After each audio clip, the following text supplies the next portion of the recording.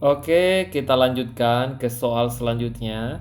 Nah, ini secara konsep nasionalisme Indonesia menjadi bagian dari sistem nilai yang terkandung dalam Pancasila, yaitu pada bagian sila keberapa? Pertama, kedua, ketiga, keempat, atau kelima. Ini kuncinya simpel saja. Kalian harus hafal Pancasila. Kalau kalian nggak hafal Pancasila ya tidak mungkin kalian bisa jawab dengan benar ya. Jadi Pancasila satu, ketuhanan yang Maha Esa, dua, kemanusiaan. Jadi kalian harus menyadari kenapa diletakkan ketuhanan itu. Ini kan wawasan kebangsaan. Ketuhanan itu paling pertama. Supaya kita menyadari bahwa selain navigasi ada GPS, sebenarnya ada GPS yang paling utama yaitu religius atau tentang keyakinan dan keagamaan kita harusnya bisa menuntun kita. Makanya diletakkan paling awal yaitu ketuhanan Tuhan yang paling utama. Nah, jadi ketuhanan yang Maha Esa. Dua, kemanusiaan yang adil dan beradab. Ternyata setelah ada ketuhanan yang Maha Esa, perlu kita meletakkan keadilan. Jadi ketuhanan yang Maha Esa, kemanusiaan. Jadi kemanusiaan itu, kemasyarakatan, hubungan interaksi antar sesama itu harus adil. Kemanusiaan yang adil dan beradab. Jadi kenapa etika sering dibahas ya? Karena memang kita dituntut untuk beradab dan itu ada pada sila kedua. Selanjutnya sila ketiga yaitu Persatuan Indonesia. Nah, ada kaitannya sepertinya dengan soal ini bahwa secara konsep nasionalisme Indonesia menjadi bagian dari sistem nilai yang terkandung dalam Pancasila yaitu sila keberapa. Kenapa harus ada nasionalisme? Supaya kita cinta, supaya kita setia. Biar apa? Kita tahu bahwa ada perbedaan suku, adat, budaya, agama. Biar apa? Biar ada persatuan. Inilah yang disebut dengan konsep nasionalisme, menjadi sistem yang terkandung dalam nilai Pancasila pada sila ketiga, yaitu adalah apa? Sila ketiga yaitu Persatuan Indonesia. Nah, itu. Jadi yang benar di sini adalah sila ketiga.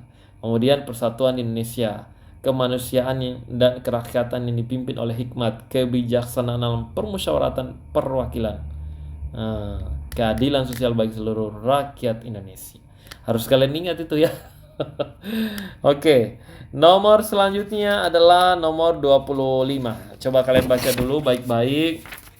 Di nomor 25 ini kira-kira menurut kalian ini soalnya seperti apa nih? Di soal nomor 25 kita jawab dalam 1 menit ya. Usahakan dalam 1 menit kalian sudah bisa jawab dengan baik ya. Soal-soal seperti ini. Silakan soal nomor 25. Jawab dengan baik, dengan benar. Suatu proses penyatuan berbagai kelompok budaya dan sosial ke dalam satu kesatuan wilayah dalam rangka merupakan dalam rangka pembentukan suatu identitas nasional. Jadi suatu proses penyatuan. Jadi proses penyatuan berbagai kelompok budaya dan sosial ke dalam satu kesatuan wilayah dalam rangka pembentukan suatu identitas nasional. Nah, merupakan pengertian integrasi nasional menurut Howard Wignis, kemudian Hasaruddin Samsudin, Insinyur Soekarno, M. Nasir, atau Myron Winer. Sepertinya kalau nama-nama orang seperti ini, kalian harus punya wawasan. Minimal kalian pernah baca, pernah mendengar, pernah melihat di berita, atau pernah membaca khusus atau secara secara menyeluruh, bahkan sepintas. Kira-kira yang mana ini? Dari nama-nama ini sepertinya itu kita harus mengidentifikasi dulu. Kira-kira nama yang mana yang lain yang tidak masuk. Insinyur Soekarno sepertinya tidak, walaupun secara umum menyetujui tentang pernyataan ini, sepertinya belum ada satu referensi pun yang menggaungkan bahwa inilah pernyataan dari Insinyur Soekarno. Ya, kita hapus ya. Begitupun dengan M. Nasir, sama ya kasusnya seperti itu. Nah, begitupun juga dengan nama Nasaruddin ya, kita juga nggak tahu. Jadi antara Howard Wigins dan Myron Winer. Nah, kira-kira yang mana ini di sini? Jadi ternyata yang benar itu adalah ya, yaitu Myron Winer. Nah, Myron Winer ini mengatakan bahwa integrasi nasional adalah suatu proses. Jadi suatu proses penyatuan bangsa. Nah, suatu proses inilah yang disebut dengan mengintegrasikan ini pembentukan satu identitas nasional menjadi integrasi nasional. Nah, penyatuan bangsa dari berbagai kelompok dan sosial. Itu adalah menurut Myron Wiener. Ingat itu ya. Jadi yang benar di sini adalah E. Oke. Jadi Myron Wiener. Jadi menurut Myron Wiener ini dalam satu buku referensinya dikatakan bahwa menurut Myron Wiener dikatakan bahwa integrasi nasional adalah suatu proses penyatuan berbagai kelompok budaya dan sosial ke dalam satu kesatuan wilayah dalam rangka pembentukan satu identitas nasional. Itu menurut Myron Wiener. Ingat itu baik-baik ya. Jadi agak asing kalau kita mau anggap ini adalah bagian daripada pernyataan Soekarno, Nasir. Sepertinya kita jarang mendengarkan itu dalam referensi apapun atau sejarah, kita jarang juga membaca. Walaupun pada akhirnya ini mungkin disetujui, tetapi jarang ada satu referensi yang menyatakan bahwa ini adalah pernyataan dari Insinyur Soekarno sebagai bapak proklamator bangsa. Nah, selanjutnya nomor 26. Salah satu faktor pembentuk nasionalisme di Indonesia adalah adanya tekad dan keinginan untuk bersatu di kalangan bangsa Indonesia.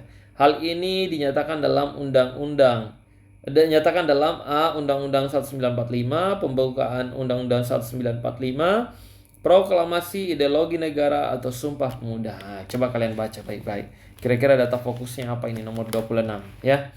Satu faktor pembentuk. Jadi faktor pembentuk nasionalisme di Indonesia, adanya tekad dan keinginan untuk bersatu di kalangan bangsa Indonesia. Hal ini dinyatakan dalam apa kira-kira? Ya, silahkan kalian jawab semua. Kira-kira dinyatakan dalam hal apa itu?